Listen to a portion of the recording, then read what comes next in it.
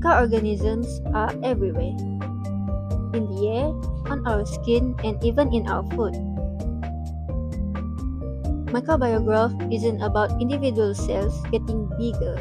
It's about a population explosion where a single bacterium can duplicate into millions in just a few hours through binary fusion.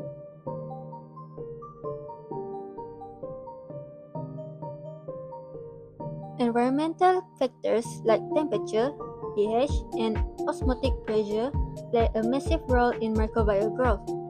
In this video, we focus on one of humanity's oldest preservatives, which is salt concentration.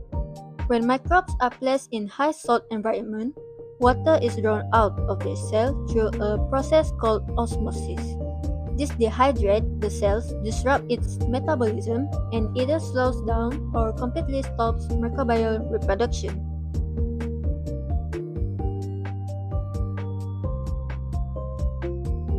The purpose of our assignment is to experimentally demonstrate exactly how different concentrations of salt impact microbial growth rates, and to find out the threshold where salt transitions from a nutrient booster to a powerful growth inhibitor.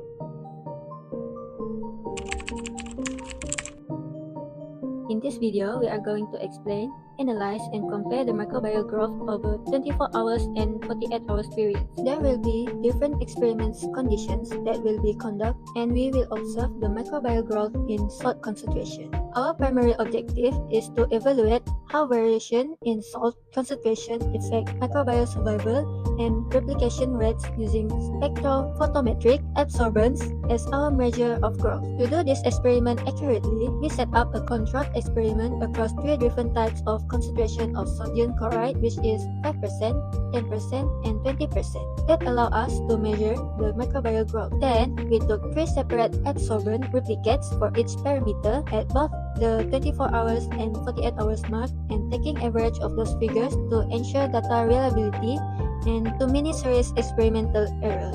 Before we dive into the salt variables, let's establish our baseline by looking at our control group, which validated the entire experiment. The control consists of a non-sodium chloride adjusted nutrient broth. Since this medium didn't contain added salt, it provided an optimal stress-free environment for the microorganism to grow and reproduce efficiently. We can see this clearly in the numbers. The average of absorbance increased steadily from 0.243 at 24 hours to 0.336 at 48 hours, representing the peak growth observed in this experiment. Besides that, our negative control show absolutely no growth and has 0 absorbance at both the 24 and 48 hours mark. This is a crucial result because it proves that no contamination occurred during handling or incubation, and proving that our aseptic techniques and overall experimental procedures were carried out properly. Now, let's interpret how the introduction of salt changes the dynamic. Looking at the data as whole, a clear trend emerged. Microbial growth generally decreases as the salt concentration increases. Salt act as a direct environmental stress factors that limits water availability and disrupts normal microbial metabolism. Hence, the microorganism naturally thrive much better in low salt conditions compared to highly saline environments. Firstly, let's look at our first experimental variable, which is the 5% of sodium chloride concentration. Here, we see a fascinating shift over time. After 24 hours of incubation, the microorganism actually achieved a high absorbance of 0.304, showing that they were fully capable of growing during the early stages. However, at 48 hours, the average of absorbance dropped drastically down to 0.112. The downward trend tells us that while the bacteria could initially tolerate a mild amount of salt for a short duration, they couldn't sustain it. This sharp decrease likely happened because the essential nutrients in the medium became depleted, while the constant salt concentration continued to exert prolonged osmotic stress on the microbial cells. Building on from previous points, the 10% sodium chloride concentration presents us with a very different and intriguing growth pattern. At 24 hours, growth was severely stunted, yielding a very low average absorbance of just 0.055. The higher salt concentration clearly slowed down initial microbial growth by placing heavy stress on the cells. However, by 48 hours, the absorbance didn't drop. It actually increased slightly to 0.082. This tells us that after a longer incubation period, certain microorganisms were able to gradually adapt to this moderate salt environment. It suggests that some of the microbes present have a higher natural tolerance towards moderate salinity, allowing them to slowly recover and resume cell division. But when we push the environment to the end extreme of 20% of sodium chloride concentration, microbial activity hits a complete wall. The absorbance value remains extremely low and gradually flat, moving slightly from 0.005 at 24 hours to 0.004 at 48 hours. At this level, the immense osmotic pressure forces water to rapidly leave the microbial cells.